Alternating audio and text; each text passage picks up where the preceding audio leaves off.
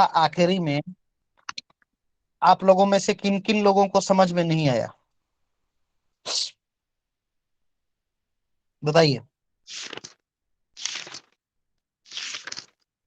जी लिंकेश बताइए, बताइए भगवान, लिंकेश जी बताइए, क्या समझ में नहीं आया भगवान। गुरुदेव कल मैं जुड़ नहीं पाया था गुरुदेव, आधा आधा ही जुड़ पाया था भगवान, इसी के चलते। चलिए, कल गुरुदेव शटबल के बारे में बता रहे थे, ठीक है। तो शटबल में 6 प्रकार के हमारे बल होते हैं, ठीक है। 6 प्रकार के जो बल होते हैं उनमें क्या क्या होते हैं, इसको जो है सो पहले जान लीजिए। सबसे पहला जो किसी भी ग्रह का बल होता है उसको हम लोग स्थान बल कहते हैं ना। जी जी गुरु गुरुदेव। जी गुरुदेव। तो एक होता है काल बल, एक होता है दिग्बल, एक होता है हमारा नैसर्गिक बल, ठीक है, और एक जी होता गुरुदेव। है दृष्टि बल, ठीक है। तो दृष्टि बल क्या है, जो ग्रह अपने जिस भाव को देखता है, ठीक है। आप लोगों को जब ग्रह परिचय का प्रकरण बताया गया था, ठीक है, तो ग्रह परिचय के अंतर्गत दिग्बल बताया गया था। दिशा, दिग मतलब दिशा, और एक होता है दृग, दृग मतलब दृष्टि, ठीक है। एक होता है चेष्टा बल, चेष्टा बल के बारे में बताया गया था। जी गुरु जी। तो इन सभी चीजों, जी बोलिए। हाँ जी गुरुदेव, बताया गया, मैं बोल रहा हूँ ये। हाँ जी। हाँ, काल बल के बारे में भी कुछ परिचर्चाएं आप लोगों के साथ में हुई थी। कौन ग्रह किस समय बली होते हैं, ठीक है। तो चंद्र, भौम, शनि, ये जो हैं रात्रि में बली होते हैं, बताया गया था ना। जी गुरुदेव। जी जी। गुरुदेव और चंद्र, पुनः जी बोलिए। कालबल वाला पुनरावृत्ति कीजिए एक बार। काल बल होता है भगवान चंद्रमा, शनि और मंगल। चंद्रमा, शनि और मंगल ये रात्रि में बली होते हैं, ठीक है। सूर्य, गुरु, शुक्र, ये जो हैं दिन में बली होते हैं। सूर्य, गुरु, शुक्र, ये दिन में बली होते हैं, ठीक है। इसका मतलब है जो जातिका या जातक दिन में जन्म लेती है वह जो है काल बल के अनुसार, बाकी अभी ग्रहों की स्थिति के बारे में हम बात नहीं कर रहे हैं, सिर्फ काल बल के बारे में हम चर्चा कर रहे हैं। जो जातक या जाति का दिन में जिसका जन्म होता है उसके सूर्य, गुरु और शुक्र, इनको जो है काल बल प्राप्त होगा, ठीक है। बुध जो है दिन में और रात्र में दोनों में बली होते हैं भगवान।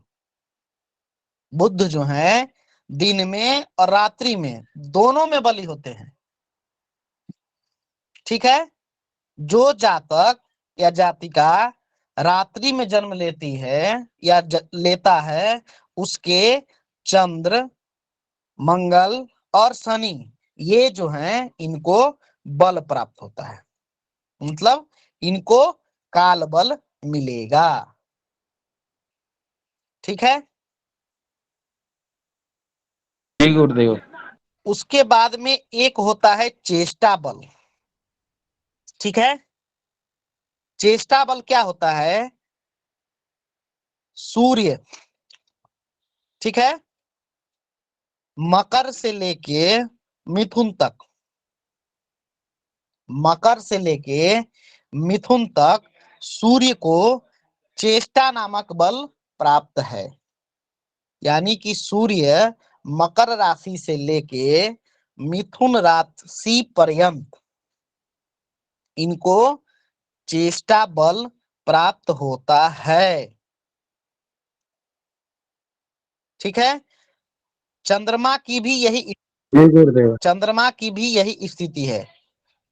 मतलब आप कह सकते हैं कि सूर्य और चंद्रमा जो हैं मकर से मिथुन तक चेष्टा बली होते हैं, वह चाहे जिस राशि में हो, मकर में हो, कुंभ में हो, मीन में हो, मेष में हो, वृष में हो और मिथुन में। इन सभी राशियों में से किन्हीं भी राशियों में होंगे तो उनको जो है चेष्टा बली माना जाएगा। ठीक है।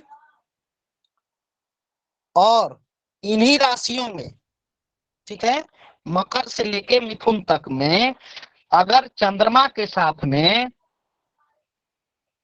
मंगल, बुध, गुरु, शुक्र या शनि, इन्हीं राशि में कोई भी राशि, ठीक है ना, मकर से लेके मिथुन तक में कोई भी राशि, मान के चलिए कि शुक्र जो है वृष राशि में हो गए, ठीक है, शुक्र हमारे वृष राशि में हो गए, बुध जो है मिथुन राशि में हो गए, गुरु हमारे मीन राशि में हो गए, शनि जो है मकर राशि में हो गए। तो इन सभी को चेष्टा बल प्राप्त होगा। समझ गए? समझ गए भगवान?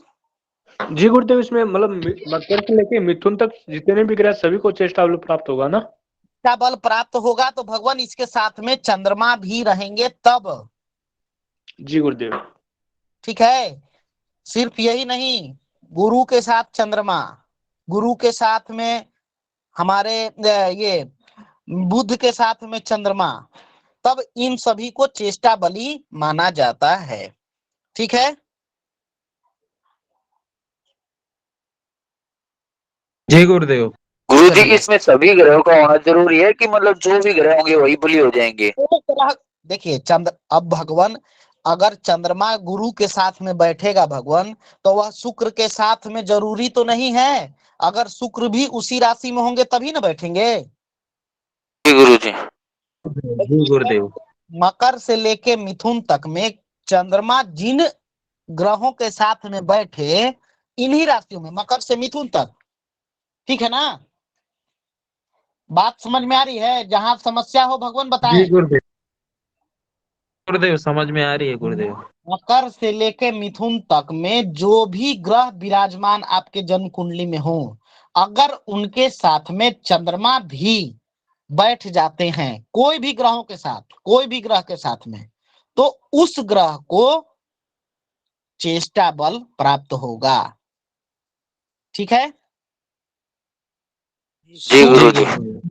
सूर्य और चंद्रमा एक साथ बैठे हों या अलग अलग बैठे हों, मकर से लेके मिथुन तक, तो भी इनको आपको चेष्टा बल प्राप्त होगा।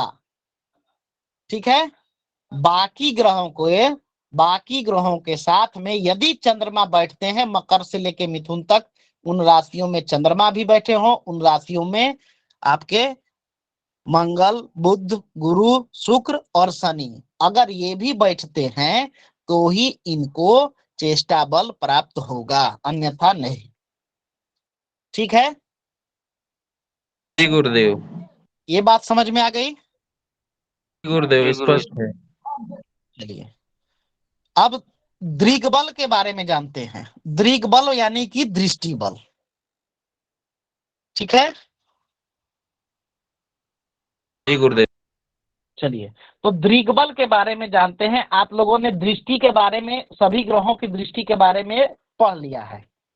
बुध की कौन सी दृष्टि होती है, किस दृष्टि को जो है सो पूर्ण दृष्टि माना जाता है? सातवीं।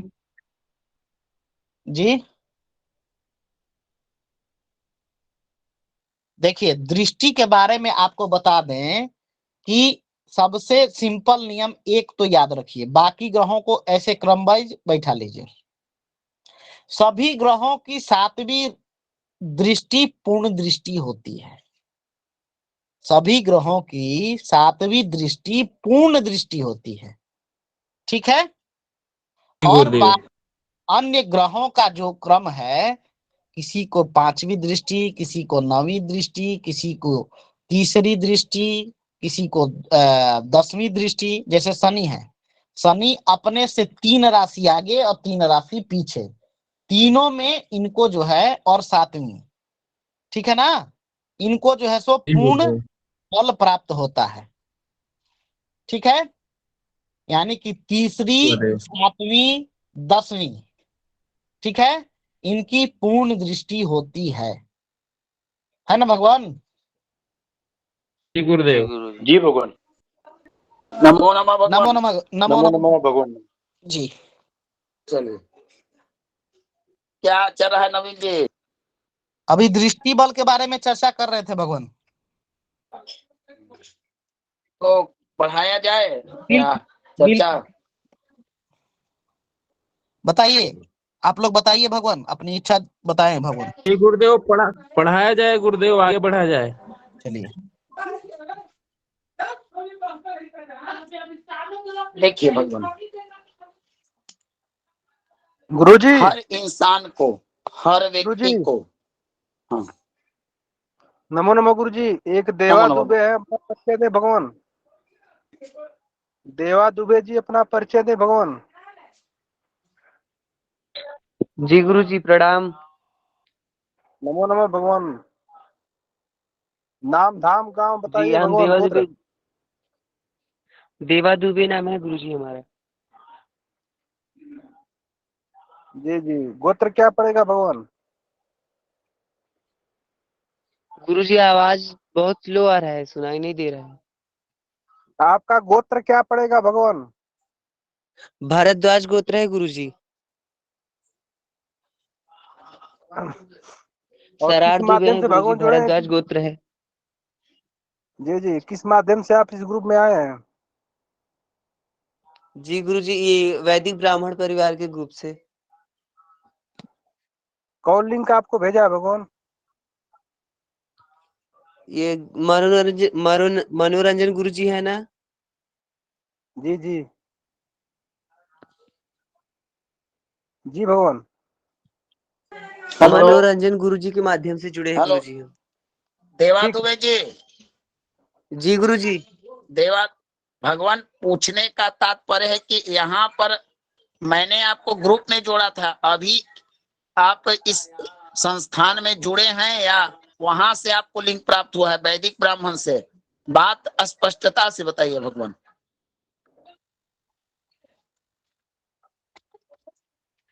लिंक चलिए आपको छोड़िए, कहाँ से मिला भगवान? अपने ग्रुप में है भगवान, संस्थान में है। चलिए चर्चाओं ठीक। को किया जाए। ठीक है भगवान। जी नहीं गुरुजी। चलिए अच्छा ठीक है भगवान, माइक म्यूट कीजिए। भगवान माइक म्यूट कीजिए, समय के अभाव होता है हम लोग के पास।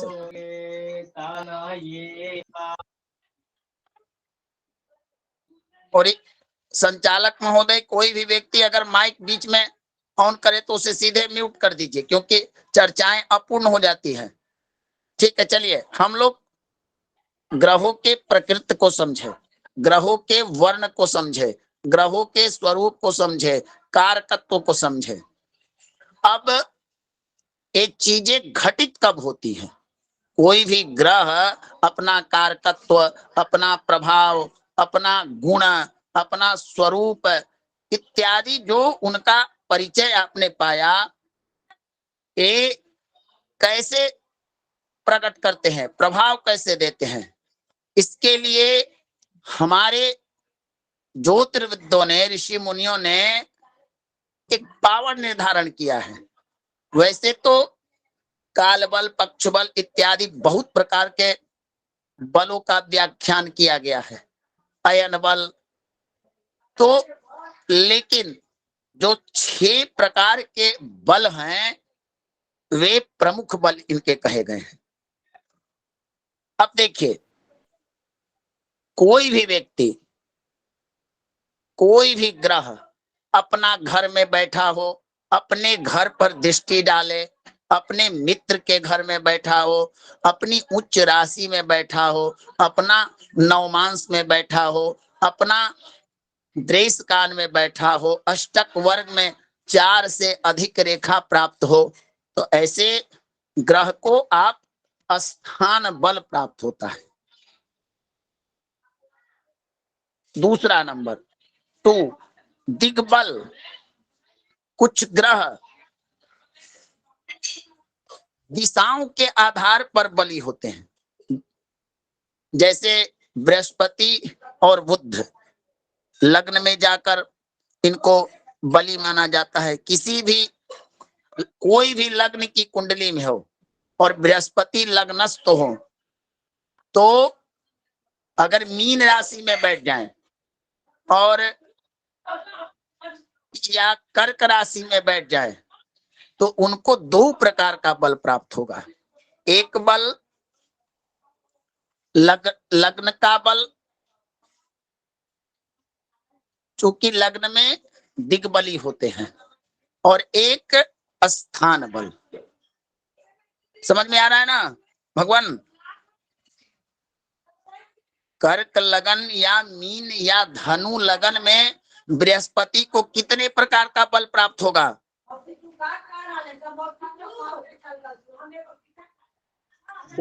कौन कौन सा बल? चलिए, बहुत बढ़िया, बहुत बढ़िया। इसी प्रकार तीसरा बल आता है काल बल। एक काल बल समझने की आवश्यकता होती है।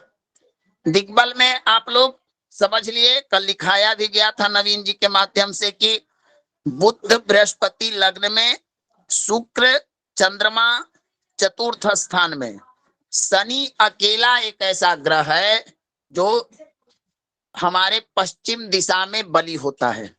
और वास्तु शास्त्र में भी जो पश्चिम का दिशा होता है वो शनि से ही प्रभावित होता है। तो इसका 2 फायदा होगा। जिनकी कुंडली में शनि अगर सप्तम भाव कमजोर होगा, सप्तम भाव कमजोर होगा, शनि कमजोर होगा, निश्चित ही उनके द्वारा जो वास्तु निर्माण किया होगा वहां पर पश्चिम दिशा, शनि का क्षेत्र भी, शनि का प्रभाव क्षेत्र जिस जो वास्तु शास्त्र में निर्धारित होगा वो प्रभावित होगा। क्योंकि ज्योतिष और वास्तु का कहीं ना कहीं संयोग होता है। ये चीजें हस्तरेखा पर भी आधारित होती हैं, ये चीजें अंक ज्योतिष पर भी आधारित होती हैं। क्योंकि ज्योतिष के कई प्रारूप हैं, अंक ज्योतिष, प्रश्न ज्योतिष, हस्तरेखा इत्यादि कई प्रकार हैं। तो एक चीज जान लेने से हम कई चीजों पर इनका आकलन कर सकते हैं। समझ में आया ना? समझ में आया भगवान? जी भगवान। चलिए, जी गुरुजी। तो पश्चिम दिशा में एकमात्र कोई बली होता है तो शनि। अगर शनि सप्तम भाव में जाकर तुला में बैठ जाए या मकर में बैठ जाए या कुंभ में बैठ जाए, तो उसे भी कई प्रकार के बल प्राप्त होंगे। 2 प्रकार के हो जाएंगे, स्थान बल, उच्च बल, स्थान बल और उच्च बल। ये ध्यान देना है, ये ध्यान देना है कि ऐसा नहीं सिर्फ हमारा दृष्टिकोण एंगल एक चीज पर ना हो कि स्थान बली। अगर हमको दिग्बल स्थान बल ये देखना है कि एक ही ग्रह को एक ही स्थान पर कई तरह के बल प्राप्त हो जाए, तो जितना ज्यादा बल मिलेगा जातक उतना ही बलवान होगा। अब देखिए हमारे ऋषि मुनियों ने, भगवान देखिए, सूर्य अगर 10th भाव में बली होगा तो जातक का आत्मबल उच्च करेगा। चंद्रमा अगर चतुर्थ स्थान में जाकर बल प्राप्त हो जाए, षडबल में बलवान हो, तो निश्चित है कि जातक का मनोबल ऊंचा होगा, मानसिक स्थिति उसकी ठीक रहेगी। तो एक ग्रह मैं बताने का प्रयास कर रहा हूं, कई तरह के बल इसमें आएंगे। मंगल मंगल अगर वृश्चिक, मकर, मेष या अपन स्व मूल त्रिकोण में चल जाए, स्वनवांश में चल जाए, स्वत्रिस्कान में बली हो जाए, उसे भी बल प्राप्त हो जाए तो पराक्रमी होगा जातक। तो इसी बुद्ध बलवान हो जाए तो जातक बुद्धिमान होगा, गुरु बलवान हो जाए तो ज्ञानी होगा, शुक्र बलवान हो जाए तो जातक को भौतिक सुख इत्यादि, स्त्री सुख, वाहन आदि हर चीज प्राप्त होगा। तो भगवान एक ग्रह बलवान होकर हमें कई चीजों को देगा। तो एक चीजें समझ लीजिए कि हमको ये भी देखना है कि वह अगर अपनी राशि नवमांश इत्यादि अपना में बैठे तो उसे दो प्रकार के बल प्राप्त होंगे, जिस दिशा में वह दिग्बली होता है। समझ गए दिग्बल ना? दिग्बल समझ में आ गया ना? जी गुरुदेव, जी गुरुदेव। सभी लोग को आ गया ना कि गुरु जी, गुरुदेव गुरुदेव। चलिए गुरु जी आ गया। चलिए एक अब दो लोगों आता से है पूछ काल लेते बल। हैं भगवान, एक जी। दो लोगों से पूछ लेते हैं। बोलिए। आकाश जी हैं क्लास में? जी जी गुरुदेव। भगवान सप्तम स्थान में मकर राशि में चंद्रमा के साथ में शनि बैठे हैं। सप्तम स्थान में चंद्रमा देवता के बलि साथ भी होंगे, शनि दिग्बली भी बैठे, होंगे, स्थान बलि भी होंगे, तीनों बल प्राप्त होंगे उनको, शनिदेव को। साथ ही साथ में जातक का जन्म रात्रि में हुआ हो। अगर रात्रि में हुआ है तो उसको वो क्या बोलते हैं, रात्रि में तो शनि बलि होते हैं तो काल बल भी प्राप्त होगा, चारों बल प्राप्त हो जाएंगे। सुधांशु जी सही बोल रहे हैं कि कोई और एक बल जी छूट सर। रहा है? हाँ जी, इनको पहला तो सप्तम भाव का दिशा हो जाएगा तो पश्चिम, तो इनको का दिशा का बल प्राप्त होगा, दिग्बल। और चंद्रमा के साथ होंगे चेष्टा बल प्राप्त होगा। रात्रि में बलि होते हैं तो काल बल भी प्राप्त होगा गुरुदेव। चलिए नवीन जी आगे बढ़ा जाए, अवस्थाओं को भी आज पढ़ लिया जाए। जी जी जी जी चलिए। भगवान। भगवान आप लोग ये मत समझिए कि मैंने सडबल 6 प्रकार के बल बता दिए, आप इनसे स्थूल ही निकाल सकते हैं।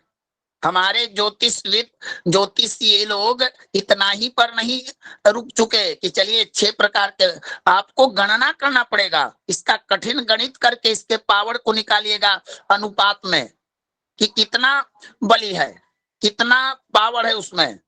ये तो स्थूल तरीका है गणितीय कठिनाई से बचने के लिए। जब आप हर प्रकार के बलों का गणित कीजिएगा, साधन कीजिएगा, तब जाकर जो इसके आधार पर फल कहिएगा उससे इनकी पावर पता चलेगा। अब मान लीजिए कि दृग्बल हम देख रहे हैं, अब मान लीजिए कि शनि अपने अस्त होकर बैठ जाए या पापग्रहों से दृष्ट हो जाए, बृहस्पति भले ही दिग्बली हो लेकिन मंगल, राहु, शनि से दृष्ट हो जाए तो भगवान कहीं ना कहीं दृग्बल भी तो है, दृष्टि का बल। तो इसके लिए कभी आप ज्योतिष की प्रकरण जब मौका मिलेगा तो गणितीय साधन करना पड़ता है। तो ये आपको बताया जा रहा है स्थूल रूप से, जानिए ये 6 प्रकार के बल हैं। फिर आगे भी इसके बल होते हैं, काल बल, पक्ष बल, अयन बल, मास बल, वर्ष बल इत्यादि। समझ गए ना? जी बिल्कुल। जी गुरुदेव। जी हाँ। गुरुदेव। तो अभी हम समझ रहे हैं, हम इनका आधार लेकर जब हम स्थूल रूप से फलित करना सीख जाएंगे तो सूक्ष्मता के लिए हमको इतना कठिनाई नहीं होगी। हमें समझना है अभी 2 बल प्रकार के बल। तीसरा बल आता है, आपके पास समस्याएं आती होगी और लोग पूछते होंगे, आप उपाय बताते होंगे कि मैं किस उपाय को किस समय करूं, कौन सा ग्रह कब बली होता है। जब ग्रह बली होता है तो उससे संबंधित दान, उससे संबंधित जो भी उपाय हैं उसी समय करने चाहिए, उनकी यंत्रों की पूजा, उनकी पूजा इत्यादि। इसके लिए तीसरा प्रकार का जो हमारा बल है काल बल, काल कहते हैं समय को, समय बल यानी कि ग्रहों का काल बल, ग्रहों का समय बल कब होता है। तो देखिए कल चंद्रमा, शनि और मंगल, ये 3 ग्रह रात्रि में बलवान होते हैं। इनसे संबंधित कोई भी कार्य हो तो रात्रि में श्रेष्ठ होता है। समझ में आया ना कालबल? जी गुरुदेव। चंद्रमा और शनि और मंगल, ये तीनों ही ग्रह रात्रि में बलि होते हैं। ठीक है भगवान। जी गुरुदेव। अब बुध, बुध क्या है, दोनों ही समय में बलवान होता है। ठीक ना? जय गुरुदेव जी। जी गुरुदेव। तो बाकी बच गए भगवान सूर्य, सूर्य गुरु शुक्र बचे ना। जी गुरुदेव। तो सूर्य गुरु शुक्र दीपावली है, इन दीपावली होते हैं। जी गुरुदेव। अब मान लीजिए कि गुरु का दान करना है, गुरु संबंधित यंत्र का निर्माण करना है, आप रात्रि में कीजिएगा। तो 2 प्रकार के होता है भगवान, या तो इन ग्रहों की होराओं में आप कीजिए, और कीजिए नहीं करके देखिए इसका लाभ।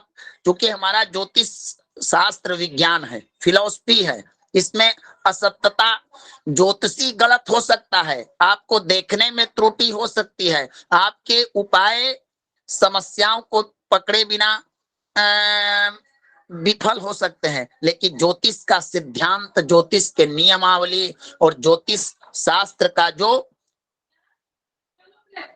बनाया गया, बताया गया उपचार है, वो कभी विफल नहीं होता। ज्योतिषी अपूर्ण हो सकता है, लेकिन एक व्यक्ति के फल कथन में त्रुटि होने से संपूर्ण ज्योतिष में अपूर्णता नहीं हो सकती। इसलिए ये छोटे छोटे चीज बड़े बड़े फल निकालते हैं। एक छोटा बीज बड़ा वृक्ष तैयार करता है, उसी प्रकार ये जो काल बल, दिग्बल इत्यादि के आधार पर आप बड़ा बड़ा फलित कीजिएगा। जातक की कुंडली में राजयोग बन रहा है, कभी ऐसा सिचुएशन आएगा आप लोगों को कि सारे ग्रह उच्च, 5 ग्रह उच्च के हैं, लेकिन व्यक्ति में प्रोग्रेस नहीं है।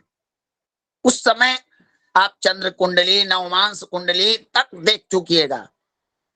तो भगवान यहीं पर ज्योतिष समापन नहीं होता है। इसके लिए षष्ठ्यांश 16 अंश तक की कुंडली, षोडशांश, षष्ठ्यांश। अब कोई ग्रह मान लीजिए कि लग्न पत्रिका में कमजोर हो और चंद्र कुंडली में जाकर वो बलवान हो जाए, चंद्र कुंडली में लग्न चंद्र दोनों में कमजोर हो, नवमांश में जाकर बड़ी बलवान हो जाए, तो भगवान उस ग्रह का आप कह दीजिएगा कि नहीं नहीं नहीं यह खराब फल देगा, लेकिन वो ग्रह शुभ देगा। तो आकलन करना है। तो ये जान लीजिए कि बुध जो है, हमको एक एक चीज फलित ज्योतिष में विचार करके चलना होता है, सब चीज पर ध्यान देना है। तो तीसरा प्रकार का जो बल होता है काल बल, ग्रह किस समय में बलवान होते हैं ये बताता है। तो सूर्य, शुक्र और बृहस्पति दिवा बलि होते हैं, चंद्रमा, मंगल, शनि रात्रि बलि होते हैं, और राहु और केतु, चूंकि राहु केतु भी भगवान शनिवत फल देता है, तो इसका बल भी रात्रि में ही होता है, और बुध का बल दोनों कालों में होता है। समझ में आ गया? जी भगवान। गुरुदेव। एक बार बता दिया कीजिए कि सब लोग को समझ में आ गया भगवान, जी जी ताकि जी भगवान बढ़ते आया। चलो। ठीक है, चलिए नंबर 4, नैसर्गिक बल। नैसर्गिक का अर्थ क्या होता है? प्राकृत, जन्मजात भी जिसे कहते हैं। अब जैसे नैसर्गिक को समझिए, नैसर्गिक क्या है? अब मान लीजिए कि सिंह का नैसर्गिक स्वभाव है हिंसा, क्रूरता, है ना? गुरुदेव हाँ या ना बोलिए। है गुरुदेव, है गुरुदेव। हाँ, अच्छा, वही अगर हम गौ का देखें तो क्या है? जैसे आप लोग ऐसे समझिए। हाँ, जैसे आप पढ़ते हैं नैसर्गिक मैत्री, अभी मैं आपको बताऊंगा इसके बाद, अवस्थाओं के बाद, कि मैं हमारे यहाँ ज्योतिष में मैत्री भी 3 प्रकार की होती है, मित्रता भी 3 प्रकार की होती है। एक होती है नैसर्गिक, एक होती है तात्कालिक, एक होती है पंचधा। तो नैसर्गिक, तात्कालिक, इनके आधार पर पंचधा मैत्री चक्र बनता है। तो नैसर्गिक मैत्री में सूर्य शनि को शत्रु मानते हैं और शनि सूर्य को शत्रु मानते हैं। एक जन्मजात है, प्राकृत है, जब से हुआ तब से। तो इसको आप ऐसे समझिए कि एक तरह से स्वभाव बन जाता है, नेचर हो जाता है, नैसर्गिक, है ना? समझ रहे हैं ना? गुरुदेव जी थोड़ा पुनः गुरुदेव। हाँ, स्वाभाविक। हाँ, तो उसी प्रकार चौथा नंबर का बल स्वाभाविक बल है। इसमें क्या, इसका क्या नियम सिद्धांत है कि शनि, इसमें शनि ग्रहों में नैसर्गिक बल में शनि का बल सर्वाधिक होता है। शनि से ज्यादा होता है मंगल का, मंगल से ज्यादा बली होते हैं बुध, बुध से ज्यादा बली बृहस्पति, बृहस्पति से शुक्र और चंद्रमा और सूर्य और तब सूर्य। इस प्रकार से शनि से आरंभ किया जाता है। अब भगवान, जब आपके पास सॉफ्टवेयर की व्यवस्था नहीं थी, तब हमारे हस्तलिखित कुंडलियों में नैसर्गिक बल, षडबल चक्र इत्यादि बनाने हेतु कड़ा मेहनत करना पड़ता था। अब देखना पड़ता था सभी ग्रहों को, बलि कौन है। अब इसमें कैसे होगा? अब शनि को देखिए, अस्त है, मृत है, शत्रु राशि में है, कहाँ है, कैसे बैठा है। तो पहले शनि बलवान होगा, फिर उससे ज्यादा मंगल बलवान होगा। तो इस प्रकार से नैसर्गिक बल होता है। ये षडबल चक्र में अपना सहयोग करता है। 6 प्रकार के बल में नैसर्गिक बल भी सहयोग करता है, तब जाकर षडबल चक्र बनता है। समझ में आया ना? जी गुरुदेव, एक बार ग्रह वो लाइन से आप एक बार फिर बता देंगे? इसका प्रयोजन तब कीजिए, मान लीजिए कि आप किसी कुंडली का विश्लेषण कर रहे हैं और मान लीजिए कि शनि कमजोर हो गया, तो शनि के बाद हम अगला किस पर फोकस करेंगे? मंगल को देखेंगे। हो सकता है मंगल बलवान हो, मंगल भी अगर हमको बली ना मिले तो हम बुध को विचार करेंगे। हो सकता है बुध भी थोड़ा बली ना हो तो हम गुरु का विचार करेंगे। तो शनि, मंगल, बुध, बृहस्पति, शुक्र, चंद्र और सूर्य, इस तरह से नैसर्गिक बल को हम जानते हैं। इस तरह से ये लोग बली होते हैं। ठीक है ना आकाश जी? जी गुरुदेव।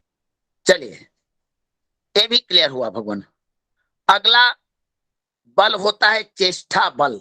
चेष्टा बल क्या होता है भगवान? कि आप मेष लगन की कुंडली को बना लीजिए। मेष लगन जानते हैं आप लोग ना?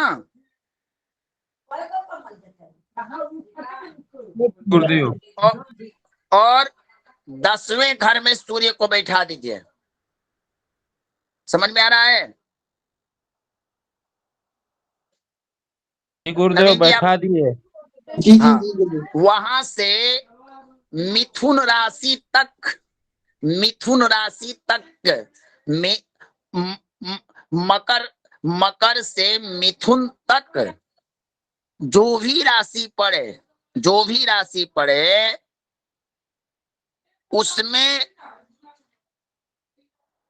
अगर सूर्य कुंभ में बैठ जाए, कुंभ मीन में बैठ जाए, सूर्य मेघ में बैठ जाए, वृक्ष में बैठ जाए, तो ऐसे सूर्य चेष्टा नामक बल प्राप्त करते हैं। ठीक ना? जी जी।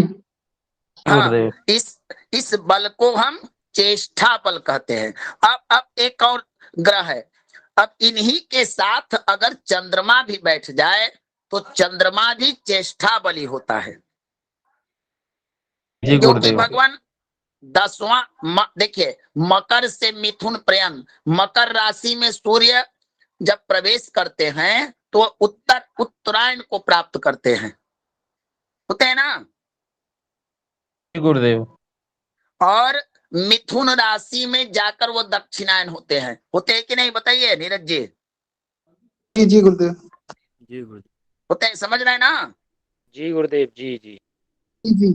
तो चेष्टा बल जो होता है भगवान, वो सूर्य और चंद्रमा मकर से जब, अब देखिए इसका भी एक नियम है कि उत्तरायण में जो शुभ ग्रह होते हैं वो बली होते हैं, और दक्षिणायन में जो पाप ग्रह होते हैं वो बली होते हैं। इसको आप नोट करना चाहते हैं तो नोट कर लीजिए। उत्तरायण में जितने भी शुभ ग्रह हैं वे बल प्राप्त करते हैं। इसीलिए तो हमारे ज्योतिषियों ने सारे देव कर्म, सारे शुभ कर्म, सारे अच्छे कर्मों को, धार्मिक कर्मों को उत्तरायण में करने का निर्देश दिया है ना? गुरुदेव जी गुरुदेव।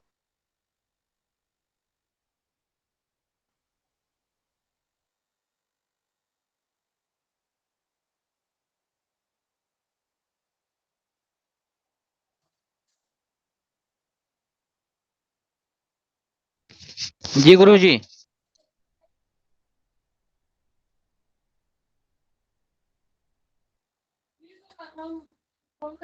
होते हैं ना? जाते हैं सूर्य देव तो चेष्टा बल उनको प्राप्त होता है, और इन्हीं के साथ अगर चंद्रमा रहते हैं भगवान तो वो भी चेष्टा बली होते हैं। अच्छा, अब क्या है, अब स्थितियां बदल चुकी है। हमने सूर्य और चंद्रमा को जान लिया, अन्य ग्रह कैसे चेष्टा बल प्राप्त करते हैं। तो इसका क्या नियम है भगवान कि चंद्रमा के साथ सूर्य, अगर सूर्य के साथ चंद्रमा हो तब चेष्टा बल प्राप्त करता है, और अन्य ग्रह जो हैं वो चंद्रमा के साथ अगर प्राप्त होते हैं भगवान तब जाकर चेष्टा बली होते हैं। समझ गए? जी गुरुदेव। जी जी गुरुदेव। जी गुरुदेव। एकदम। अब जैसे मान लीजिए कि चंद्रमा के साथ सूर्य के साथ अगर कोई ग्रह बैठे तो चेष्टा बल ना मिलेगा उनको, नहीं चेष्टा बली होंगे। हाँ, चंद्रमा के साथ कुंभ राशि में चंद्रमा हो, बुध देव बैठ जाए, गुरुदेव बैठ जाए, शुक्र देव बैठ जाए, शनि बैठ जाए, तो मंगल बैठ जाए, तो एक चेष्टा नामक बल प्राप्त करते हैं, जो हमारा 5वां बल होता है। समझ में आ गया? जी गुरुदेव। गुरुदेव जी। चलिए, जी गुरुदेव। अब भगवान एक होता है दृग बल। दृग माने दृष्टि बल। हमारे ज्योतिष शास्त्रों में ऐसा प्रमाण प्राप्त होता है ज्योतिष से कि जिस भाव पर अगर किसी ग्रह की दृष्टि ना पड़े, एक बात सदैव हमको ध्यान देना है फलित करते समय, युति की अपेक्षा दृष्टि की महत्ता बहुत ज्यादा होती है। युति की अपेक्षा दृष्टि की महत्ता बहुत अधिक है। किसी भाव में कोई ग्रह अगर ना रहे तो कम अशुभता होती है, लेकिन अगर किसी भाव पर किसी भी ग्रह की दृष्टि ना पड़े तो ये ज्यादा अशुभ होता है। समझ में आया भगवान? जी गुरुदेव जी। हाँ, जैसे कि कोई भाव हो, मान लीजिए कि मेष लगन की कुंडली हो और कोई ग्रह उसे ना देखे, तो कहीं ना कहीं उसमें न्यूनता आती है। क्यों?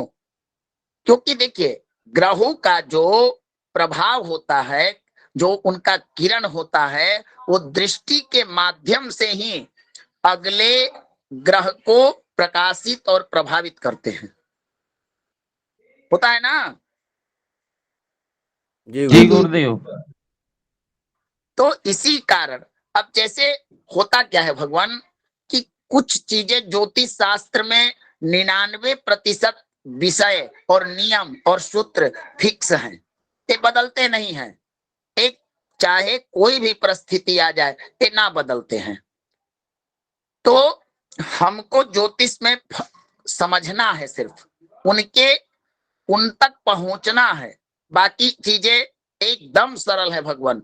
सिर्फ इष्ट की कृपा और थोड़ा सा साधना का अगर कहीं से भी प्राप्त हो जाए, और गुरु का थोड़ा सा मार्गदर्शन, ये 3 चीज जिस व्यक्ति को प्राप्त हो जाएंगे, वो चाहे वो गणित पढ़ा हो या ना पढ़ा हो, लेकिन फलित में ऐसा व्यक्ति एकदम निपुण होता है। वो जो बातें कहता है एकदम सत्यता होती है। चाहे वो पराशर होड़ा शास्त्र पढ़े, चाहे सारावली पढ़े, चाहे शंभु होड़ा प्रकाश पढ़े या ना पढ़े, तो हमको ध्यान देना है कि इष्ट की कृपा और साधना और थोड़ा सा गुरु का मार्गदर्शन। तो दृष्टि, अब जैसे देखिए, बृहस्पति की दृष्टि जिस भाव पर पड़ती है, उस भाव की शुभता लान देती है। लग्न का स्वामी जहां बैठे, चाहे अशुभ में बैठे चाहे जहां बैठे, वहां पर उस स्थान की वृद्धि करता है। लेकिन एक एक श्लोक बड़ा प्रचलित है ज्योतिष में, स्थान हानि करोति जीवः, स्थान वृद्धि करोति सौरी, कि जिस स्थान पर शनि बैठते हैं वहां सर्वनाश कर देते हैं। क्योंकि भगवान, आप चिंतन करके देखिए, क्रूर ग्रह, दुष्ट ग्रह जहां बैठता है, वो स्थान को ही दूषित कर देता है। जिस थाली में खाता है उसी थाली में वो लोग छेद करते हैं, है ना? बोलिए। जी गुरुदेव। जी जी गुरुदेव। जी गुरुदेव। हाँ, लेकिन अगर कोई संत, महापुरुष, ज्ञानी, विद्वान, अच्छा व्यक्ति जिस स्थान पर बैठता है, तो पुष्प की तरह वो सुगंध करता है, उस स्थान को पवित्र कर देता है ना? जी गुरुदेव। जी गुरुदेव अब जी। जी अब जिस स्थान पर ब्राह्मण बैठ जाए भगवान, वहां पर ब्राह्मण का चरण पड़ते ही आधा तो यजमान का कल्याण चरण से हो जाता है। होता है कि नहीं? जय गुरुदेव। ब्राह्मण मामुकी तरह जन्मना ब्राह्मणो गुरु, भागवत इत्यादि में भगवान ने कहा। तो उसी प्रकार बृहस्पति भगवान जिस स्थान पर दृष्टि देते हैं, अब देखिए, अन्य देवताओं की दृष्टि नहीं, लेकिन गणपति की दृष्टि की महत्ता है कि नहीं? जय गुरुदेव। अब गणेश जी का पीठ अशुभ माना गया है, लेकिन दृष्टि तो भगवान शुभ ग्रह दृग्बल चक्र, दृग्बल का नियम है कि जिस भाव को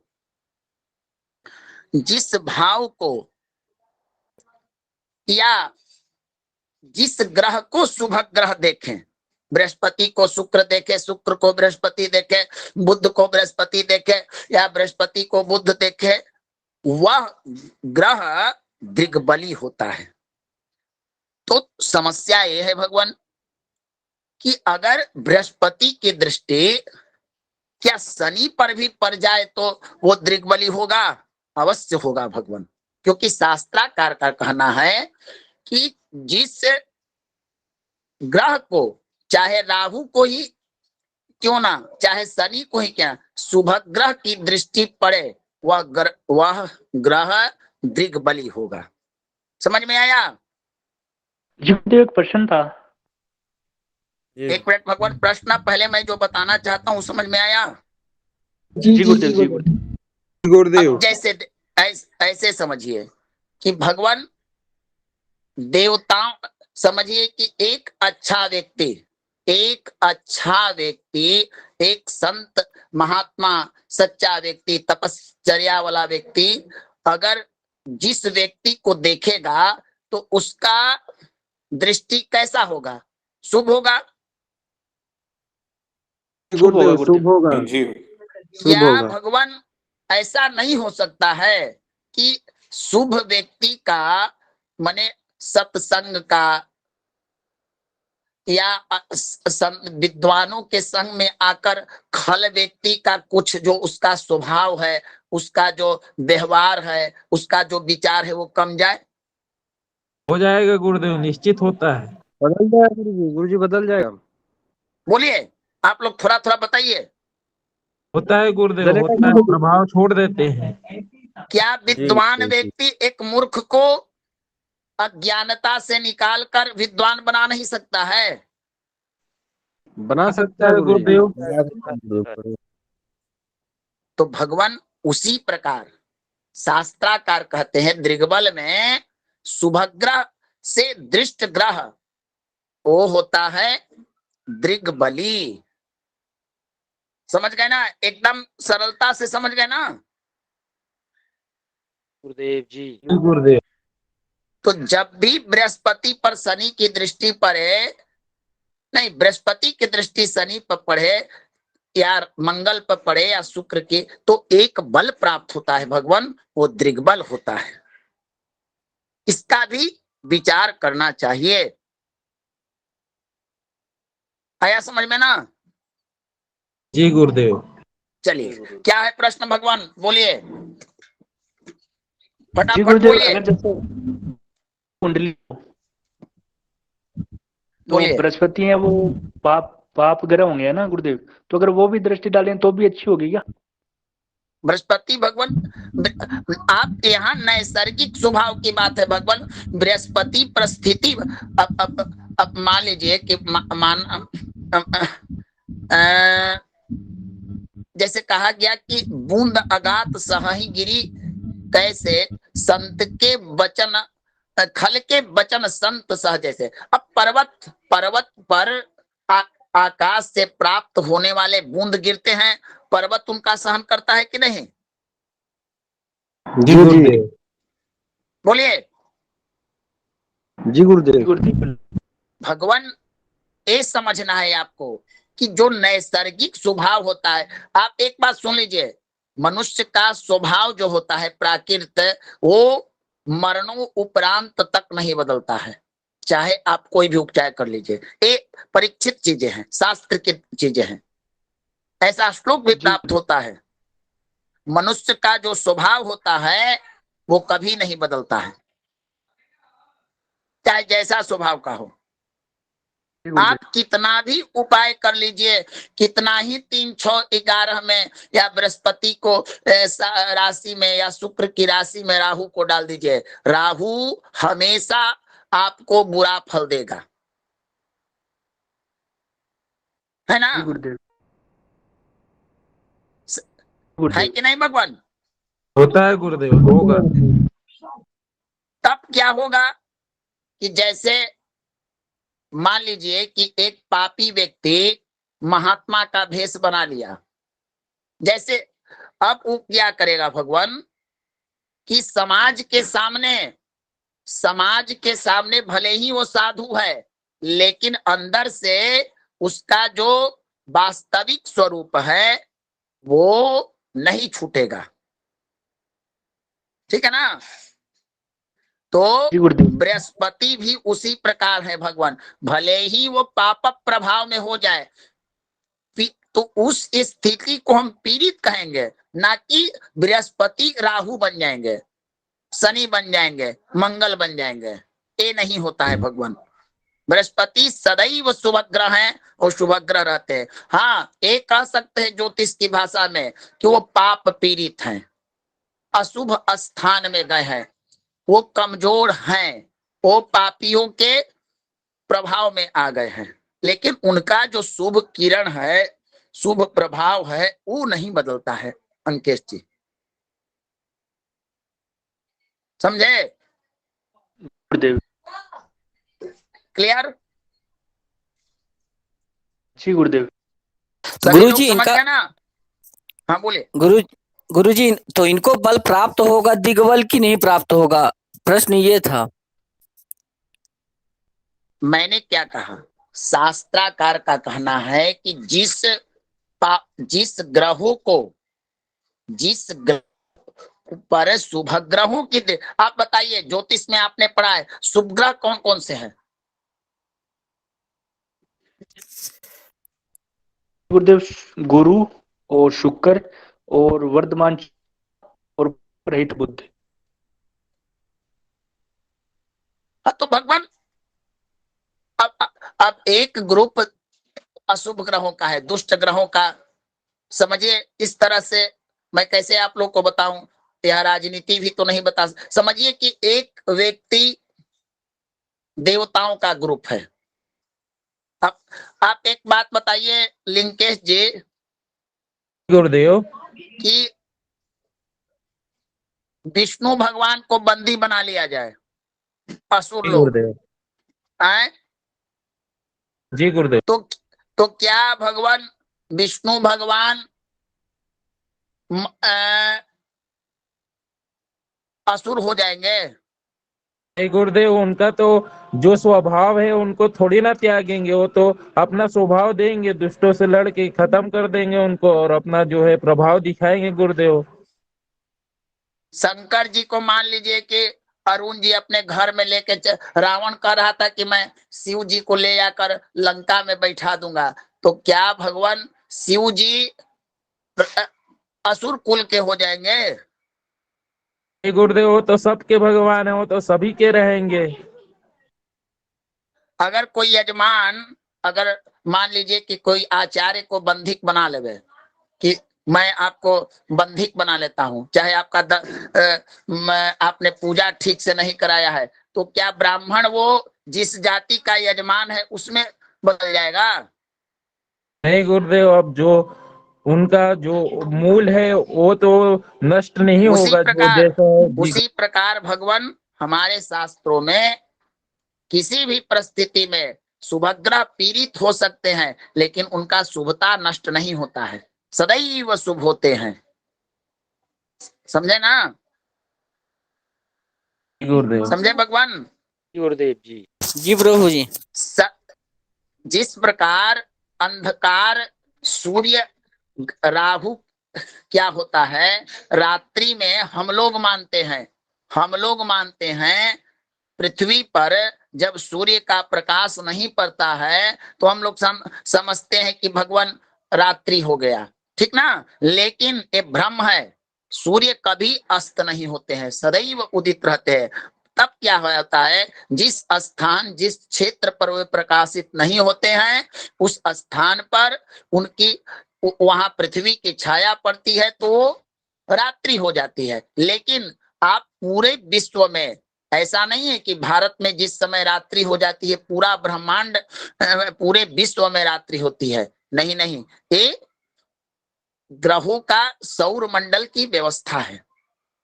ये बात सत्य है या असत्य है? सत्य है सत्य गुरुदेव, सत्य है हाँ, गुरुदेव। तो उसी प्रकार भगवान जो आकाश मंडल में ऋषि मुनियों ने जिन ग्रहों को अनुभूत किया कि इनसे प्राप्त होने वाले किरणें मनुष्य पर सदैव शुभता देती हैं, सदैव शुभत्व प्रदान करती हैं, वो किसी भी सिचुएशन में किसी भी परिस्थिति में उनके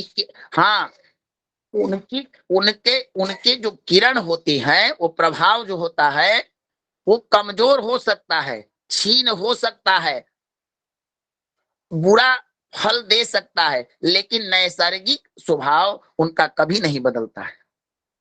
इसीलिए तो उनको शुभ ग्रहों की श्रेणी में रखा गया। समझ में आया भगवान? जी समझ में आ जी गया? गुरुदेव जी गुरुदेव। तो इस प्रकार से भगवान 6 प्रकार के बल से पिछले प्रकरण में जो भी चीजें बताई गई, रोग, कारकत्व, व्यवसाय, स्वरूप, गुण, इन 6 बलों से परिपूर्ण होने पर ही वो ग्रह अपना दायित्व निभाते हैं। उनका जो कारकत्व है, गुण है, स्वरूप है, वे उनका जो प्रभाव है मिलेगा। ये 6 प्रकार के बल में जितने बल कम होंगे, आपको उस ग्रह से प्राप्त होने वाला फल भी उसी प्रकार से प्राप्त होगा। ये भी बातें क्लियर है ना? जी। चलिए, अब मान लीजिए भगवान कि 6 प्रकार के बल देने से हम यहाँ पर ये मान लें कि अब तो मैंने ज्योतिष में ग्रह खंड खत्म कर दिया, नहीं। अब भगवान इतना पर भी हमारा भारतीय ज्योतिष समाप्त नहीं होता है। अब हमको ये देखना है कि ठीक है, मान लीजिए कि बृहस्पति को 6 प्रकार के, अब ऐसे समझिए, कोई बालक है, मान लीजिए कोई बालक है नवजात शिशु का, और उसके परिवार में धन का बल हो, खूब प्रतिष्ठित घर में जन्म ले, नेता के घर में जन्म ले, उसके पिताजी को समाज में प्रतिष्ठा हो, पितृबल, धन, संपत्ति, सब चीज प्राप्त हो, तो इस बल को उस जातक को क्या फायदा होगा भगवान बताइए? अभी नवजात शिशु है, उसको पिता नेता है, माता इंदिरा गांधी जैसे प्रधानमंत्री है, वो उस बालक को अभी क्या ज्ञान है भगवान? कुछ ज्ञान है? नहीं बोलिए। नहीं गुरुदेव, उसके पिताजी के कोई फायदा नहीं है गुरुदेव। उसके पिताजी के बैंक में 1 अरब रुपया है कि 1 रुपया है, उससे क्या मतलब है? जो अभी संसार में अभी नवजात है, ठीक ना? अब जैसे जैसे वो बढ़ेगा, उसको सारी चीजें पता चलती आएंगी, होता है ना? जी गुरुदेव। गुरुदेव। हाँ या ना बताइए आप लोग। जी गुरुदेव। तो उसी प्रकार इन बलों का, अब मान लीजिए के बलवान हो गए, लेकिन किस सिचुएशन में बलवान हुए ये भी हमको देखना है। इसके लिए हमारे ज्योतिष शास्त्र में अवस्था का ज्ञान दिया गया है।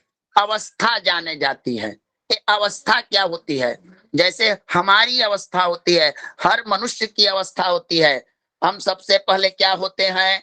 बाल्य अवस्था, उसके बाद तरुण अवस्था, उसके बाद युवा अवस्था, उसके बाद युवा अवस्था के बाद हमारा, जैसे जैसे हमारी उम्र बढ़ती है, हम बढ़ते जाते हैं, उसी प्रकार हमारा शरीर भी धीरे धीरे धीरे धीरे एक एक दिन हमारा भूतकाल में बढ़ते जाता है। समय बढ़ता है, शरीर बढ़ता है, बढ़ते बढ़ते शरीर की एक अवस्था होती है भगवान, वृद्धावस्था। और वृद्ध अवस्था के बाद इस शरीर की जो अंतिम अवस्था निर्धारित की गई है वो है मृत्यु, मरना, जन्म लेना, बढ़ना, बढ़ना, बढ़ते बढ़ते वृद्ध हो जाना, और वृद्ध होने के बाद सीधे परलोक, होता है ना? जी गुरुदेव। यही है ना संसार का सात्विक जी सत्य। जी जी भगवान। जी गुरुदेव। ये गुरुदेव।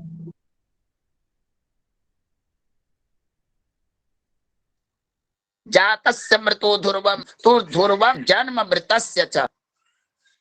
क्लियर? एकदम निश्चित, कोई भी व्यक्ति ऐसा नहीं है जिसने जन्म लिया उसे मरना नहीं। तो उसी प्रकार हमारे ग्रहों की भी अवस्था होती है। ग्रहों का स्वभाव भी हमारे जैसा है। आप ज्योतिष को इसलिए मत पढ़िए कि हम जजमान को बताएंगे तो हमको खूब पैसा मिलेगा। जिस दिन से ज्योतिष को अपने जीवन में डालकर देखिएगा, उस दिन पता चल जाएगा कि ज्योतिष हमारे जीवन से जुड़ा विषय है। प्रतिदिन हमें ज्योतिष की आवश्यकता है, प्रतिदिन ग्रहों से संबंधित हम कार्य करते हैं। उसी दिन आप एक सफल ज्योतिषी का आपको स्वयं अनुभूत होगा। तो देखिए, अब मान लीजिए कि ग्रह बृहस्पति बलवान हो, षडबल चक्र से बलवान हो और उनकी अवस्था बाल हो जाए, तब क्या फल देंगे? बोलिए। गुरुदेव नहीं गुरुदेव। दे देंगे गुरुदेव। ये देंगे गुरुदेव। मान लीजिए कि ऐसा योग बनाते हैं। हमारे यहाँ सर्वाधिक कारक भी 3 प्रकार के होते हैं। ऐसे तो जैमिनी आदि ने 6 प्रकार के कारक कहे हैं। एक मैं आपको बताता हूं, जैसे समझिए कि कोई भी ग्रह अगर केंद्र और त्रिकोण का स्वामी हो जाए, चाहे वो पाप ग्रह हो चाहे वो शुभ ग्रह हो, ऐसा ग्रह सर्वाधिक कारक होता है। वो किसी भी सिचुएशन हो, जब उसकी दशाएं अंतरदशाएं प्राप्त होगी, वो निश्चित ही आपको लाभ देगा। केंद्र में जाकर जहां शुभ ग्रह अपनी शुभता खो देते हैं, क्यों खोते हैं? इसका भी एक कारण है। देखिए, लग्न, प्रतिष्ठा, मान और हमारा शरीर है। चतुर्थ स्थान हमारा सांसारिक संसार में एक मनुष्य को जितने सुख चाहिए वो चतुर्थ स्थान से ही प्राप्त होते हैं। आप देख लीजिए, आप जब भाव प्रकरण पढ़े होंगे, जो लोग ज्योतिषी होंगे वो जानते होंगे कि उसे सुख स्थान कहा जाता है। और सुख में भूमि, भवन इत्यादि सब विषय आते हैं। वही सप्तम स्थान वासना का है, सप्तम स्थान मृत्यु का स्थान है, सप्तम पार्टनर का स्थान है। सप्तम स्थान से व्यापार भी विचार करते हैं, क्योंकि हमारे यहाँ एक सिद्धांत होता है, भावम भावात। आपको जब ये देखना हो कि विवाह कब होगा, तो सिर्फ सप्तम भाव चंद्र कुंडली को मत देखिए, आप सप्तम से सप्तम लग्न को भी देखिए। अगर लग्नेश कमजोर हुआ या लग्न में अगर कोई पाप प्रभाव हुआ, तो निश्चित ही विवाह में समस्या होगी। और ये परीक्षित चीजें हैं। आप शुक्र से देखिए, क्योंकि शुक्र सप्तम का कारक है। तो भगवान, जो लोग लग्न के आधार पर, चंद्र लग्न के आधार पर नवमांश को छोड़ देते हैं, षडबल छोड़ देते हैं, अष्टक वर्ग छोड़ देते हैं, तो कहीं ना कहीं उनके फल अनुमान में थोड़ी त्रुटि होती है। तो भगवान, मान लीजिए कि बृहस्पति सर्वाधिक कारक हो गए, लेकिन उनकी अवस्था बाल हो जाए, तो क्या वो अपने कारकत्व का संपूर्ण फल देंगे? गुरुदेव बहुत कम दे पाएंगे, बहुत कम। नहीं देंगे गुरुदेव। बोलिए नीरज जी, संतोष जी है ना आप लोग? जी जी जी। संतोष जी भी है, बोलिए देंगे? दे पाएंगे भगवान? नहीं दे पाएंगे। अगर वो वृद्ध हो जाए तब भी नहीं देंगे। नहीं दे पाएंगे गुरुदेव, वही वाला हार रहेगा। तो अब ग्रह को दिग्बल मिल गया, लेकिन अवस्था ना मिला। तो अवस्थाएं भी भगवान पांच प्रकार की हैं, उसके बाद अवस्थाएं हैं। आज पहले आप नोट कीजिए, पहले नोट कर लीजिए, कल इस पर विस्तृत चर्चा करूंगा, क्योंकि समय का भी अब हो चुका है। और कल मैं सारी अवस्थाओं को लिखाऊंगा। अब अवस्थाएं कौन कौन सी है, थोड़ा इस पर आप जान लीजिए। एक अवस्था होती है भगवान दीप्त, मुदित। इस प्रकार करके कई प्रकार की ग्रहों की अवस्थाएं के बारे में बताया गया है।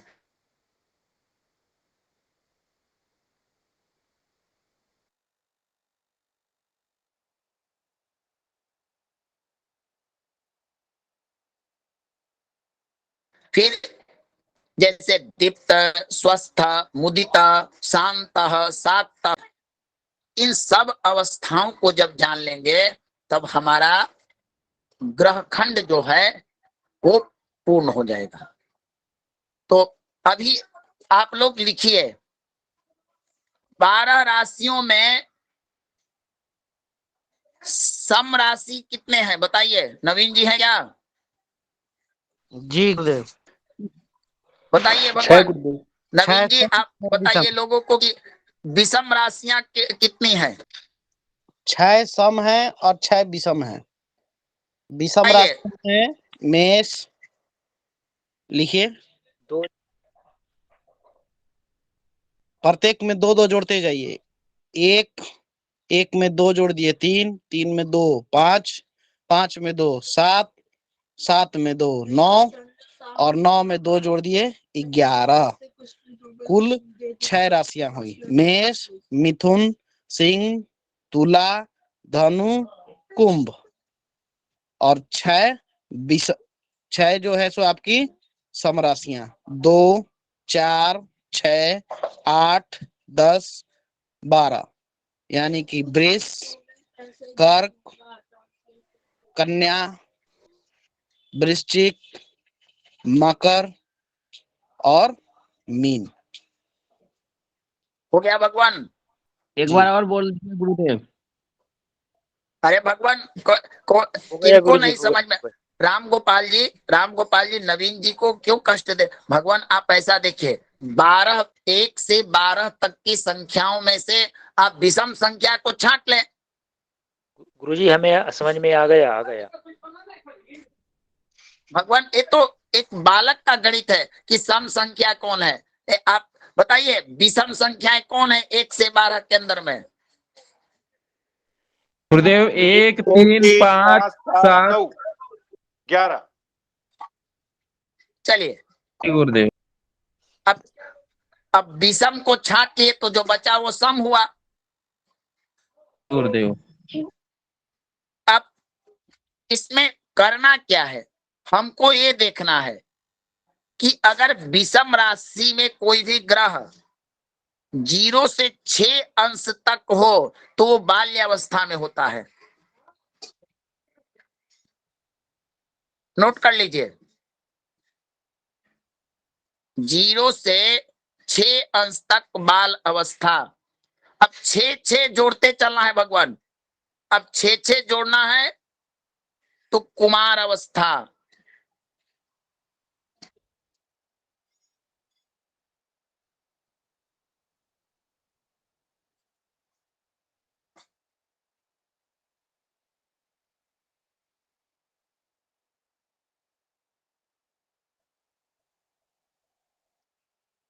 भगवान हो समय गया का भी ध्यान, अगर लोगों का प्रश्न है तो ले लें। भगवान, बस इसे पूरा कर लेते हैं, फटाफट लिखिए इसको। गुरुदेव 6 से 12 कुमार अवस्था। फिर गुरुदेव चलिए आप 30 तक चलिए, पहले 30 तक पुराइए। देखिए 12 में आएगा कुमार अवस्था, 18 में युवा अवस्था और 24 में वृद्धा और 30 में जाकर मृत हो जाएगा, समाप्त, शून्य हो जाता है नवीन जी ना। 30 पर शून्य। जी जी। चलिए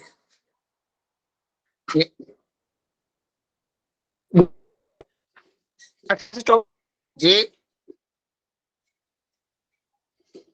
क्या सुधांशु जी? और गुरुदेव समझ में क्या भगवान?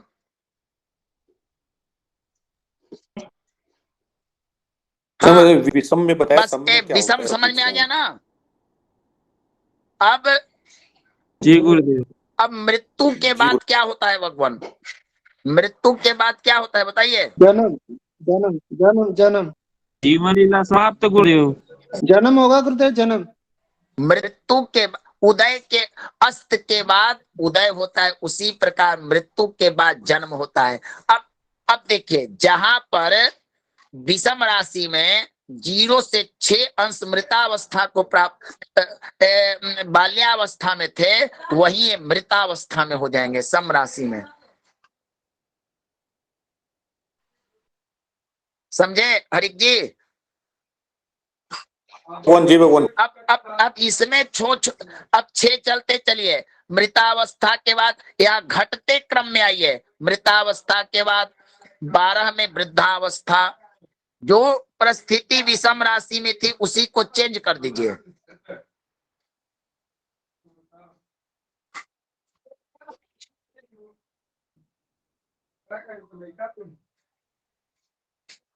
आ गया समझ में?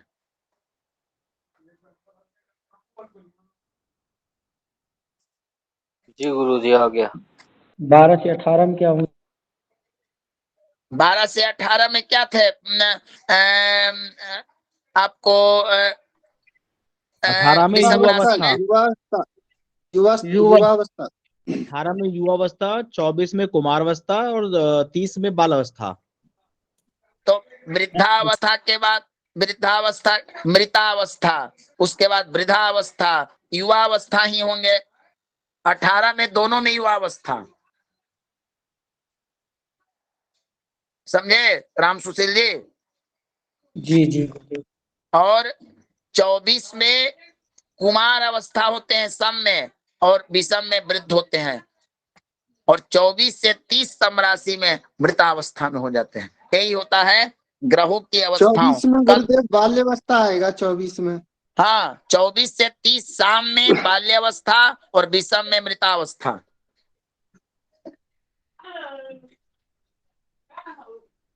ठीक है ना नीरज जी? गुरुदेव जी चलिए, क्लियर हो गया सब लोग को ना? फटाफट प्रश्न पूछिए।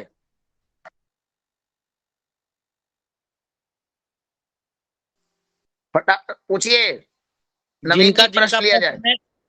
जिनका प्रश्न है एक एक करके प्रश्न करे भगवान, अन्यथा कक्षा को विराम दिया जाएगा। किन्हीं का कोई प्रश्न? गुरुदेव जैसे गुरुदेव ये सम और विषम राशियां हैं, तो इसमें जैसे ग्रह कहाँ पे बैठेंगे तो ये मतलब कि सम और विषम के अनुकूल इनका कहीं प्रभाव पर रहेगा? बैठे हैं। गुरुदेव मेरा लाइन डिस्टर्ब हो गया था थोड़ी देर। अच्छा ठीक है गौरी जी। मतलब उस राशि के अंतर्गत बैठेंगे। भगवान राम सुशील जी, ज्योतिष में कोई भी ग्रह किसी न किसी राशि में ही बैठा है। वही चीज गुरुदेव की, मतलब जिस राशि में बैठेंगे तो वो सम हो या विषम हो, उसके अनुरूप मतलब अनुकूल फल जी जी देंगे। जी जी जी भगवान जी। अंश देखेंगे राम सुशील जी, अंश कितने डिग्री का है, कोई ग्रह किस राशि में कितने डिग्री का है, तभी उसकी अवस्था पता लगेगी भगवान। चलिए ऋषि जी प्रश्न करें भगवान। गुरुजी सूर्य और चंद्रमा, गुरुजी सूर्य और चंद्रमा जब मिथुन से और मिथुन राशि मकर से मिथुन के बीच होते हैं तभी चेष्टा बल प्राप्त होता है दोनों को। गुरुजी अलग अलग रहते हैं तब चेष्टा बल नहीं प्राप्त होता। अलग अलग है गुरुजी, तो चेष्टा बल उनको नहीं प्राप्त होगा ना? नहीं, सूर्य के साथ चंद्रमा हो तो चंद्रमा अकेले चेष्टा बली नहीं होते हैं।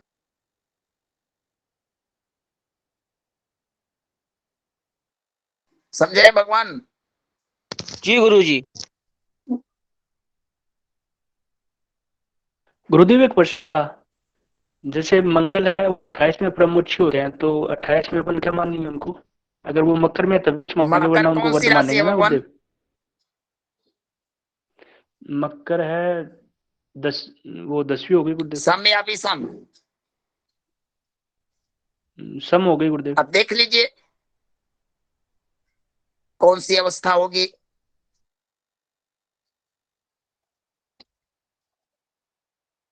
समझे अंकित जी? जी गुरुदेव, लेकिन मकर में उच्च भी होते हैं ना मंगल 28 में। अरे भगवान, उच्च के हो या नीच के हो, वो किस अवस्था में उच्च के हैं, किस अवस्था में नीच के हैं, हमको ये देखना है। अगर मान लीजिए उच्च के हो और बाल्यावस्था में हो, मृतावस्था में हो, तो क्या उच्च के फल उनसे लीजिएगा आप? बोलिए। 4 महीने के एक बालक को आप कहिए कि जाओ, आप एक काम करो, तुम एक बोरी में 5 किलो का वेट करके कोई हमको सामान ला दो, ला सकता है? नहीं गुरुदेव। बोलिए। उसी प्रकार है गुरुदेव। फिर इनका हम डिग्री कहाँ से लेंगे, अंश कहाँ से देखेंगे? अब ग्रह स्पष्टी कीजिएगा ना भगवान। जैसे गुरुदेव सूर्य 28 डिग्री में बोल रहे हैं कि उच्च के होते हैं, लेकिन अब गुरुदेव जैसे मकर राशि में मैंने तो कहा है फिर भगवान, मैंने कहा कि सूर्य 28 डिग्री में उच्च के होते हैं, बताइए तो। नहीं, जो अंकेश कहाँ जी पूछ रहे हैं मंगल मंगल मंगल गुरुदेव। तो भगवान गुरुदेव अगर हम फिर आप इस ग्रह के अनुसार देखेंगे, विषम राशि के अनुसार, तो फिर हम डिग्री वो कहाँ से हम लेंगे उनका मंगल का? राम सुशील जी, आपको ग्रहों का स्पष्ट जो राशि अंश कला है वो देखना है। डिग्री का अंश के अर्थ क्या होता है? कोई मान लीजिए मकर में मंगल अगर कोई ना कोई डिग्री अंश पर ही ना उच्च के होंगे। बोलिए। जी गुरुदेव, वही चीज। एक डिग्री बाय डिग्री होता है। समझ में आया? अब मान लीजिए कि मकर में भगवान मंगल 12 अंश के हैं, तो उनका फल, और मकर अगर वे 27, 28, 29 तक हैं तो उनका फल, दोनों में अंतर हो जाएगा।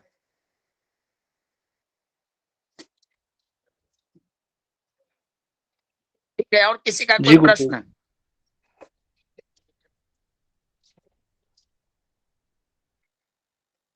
किसी का कोई प्रश्न नवीन जी?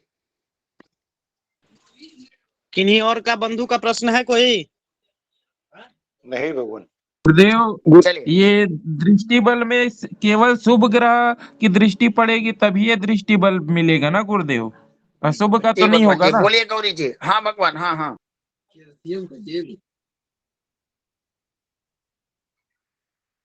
बोलिए गौरी जी, बोलिए बोलिए भगवान।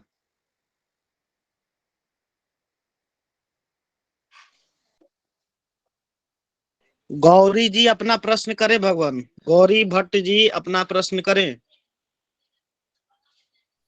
जी गुरुदेव प्रणाम। मेरा प्रश्न ये था, मेरा लाइन डिस्टर्ब होने की वजह से ये सम राशि और विषम राशि का उपयोग हमें समझ में नहीं आई, इसलिए मैं दोबारा। उपयोगिता जानना है भगवान या नियमावली जानना है? उपयोगिता, इसका उपयोगिता भगवान फलित में पता चलेगा कि अगर मान लीजिए कि कोई ग्रह उच्च का हो, सर्वाधिक कारक हो, और वो मृतावस्था में हो तो उसका फल कैसा होगा। वृद्धावस्था में हो तो भगवान जिस प्रकार मनुष्य की उम्र के हिसाब से अवस्थाएं निर्धारित होती हैं, उसी प्रकार ग्रहों का भी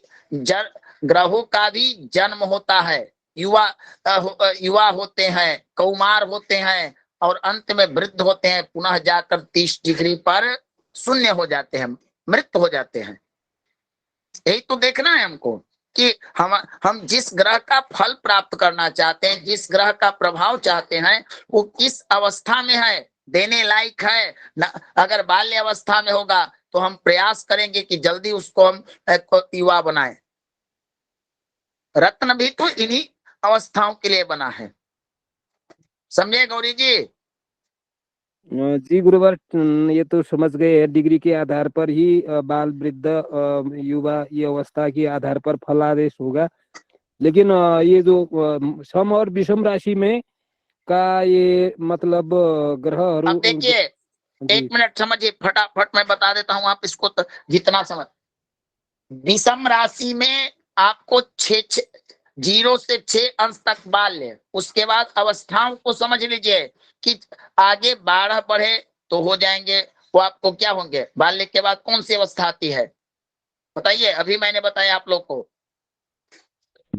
कुमार अवस्था। बस बाल्य के बाद कुमार अवस्था। 12 पर मैंने 6 डिग्री से पार किए और 12 तक कुमार अवस्था।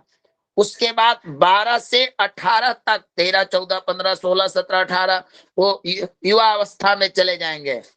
और तो 18 वाला जो है, यही सबसे शुभ फल माना जाता है। जब एक युवा है, अब एक 18 वर्ष का लड़का और एक 99 वर्ष का वृद्ध, दोनों के पावर, कार्य करने की क्षमता में अंतर आएगा ना राम सुशील जी? बिल्कुल गुरुदेव। बस हमको यही पकड़ना है और कुछ नहीं पकड़ना है। विषम राशि के अंश है ये, विषम राशि की डिग्री है जी। विषम राशि पर जी। गौरी जी अब 18 से 24 पर वृद्ध हो जाते हैं और 24 से 30 मृत। अब इसी को उलट दीजिए आप, इसी को परिवर्तित कर दीजिए तो होता है, हाँ वहां से हो जाता है 30 से 24 तक, 24 से 30 बाल्यावस्था, 18 से 24 कुमारावस्था, 12 से 18 हो जाते हैं युवा अवस्था, और इस प्रकार से 6 से 6 मृता, 12 वृद्धा, 18 युवा, 24 कुमार और 24 से 30 बाल्य। बस जी गुरुदेव यही मेरे को सुनाई नहीं चलिए पड़ा है। नवीन जी, अब कक्षा को हम समापन करते हैं। भगवान सर्वेभ्यो नमो नमः। नमो नमः। नमो नमः भगवान, नमो नमः। नमो गुरुदेव। सभी को शुभ रात्रि।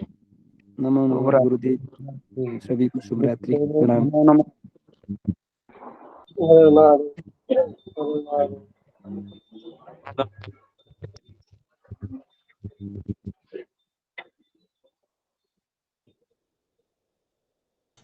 ऋषि जी रिकॉर्डिंग आज शुरू से हुई है? शुरू से हुई है। जी गुरुदेव, क्योंकि आज मैं जुड़ नहीं पाया था जी। सभी को नमो नमः। मेरा भी नोट्स छूट गया है, आज मैं समय पर नहीं जुड़ा, तो अगर कोई है जो मुझे समझा सकते हैं शुरू में क्या हुआ। आप रिकॉर्डिंग देख सुन लें पहले, अगर जो समझ नहीं आएगा तो बेशक दोपहर वाली क्लास में चलेंगे। जी बहन जी धन्यवाद। आपका तबीयत कैसे है बहन जी? ठीक है, अब तो पहले से काफी बेहतर। जी फिर सभी को नमो नमः, शुभ रात्रि। नमो नमः।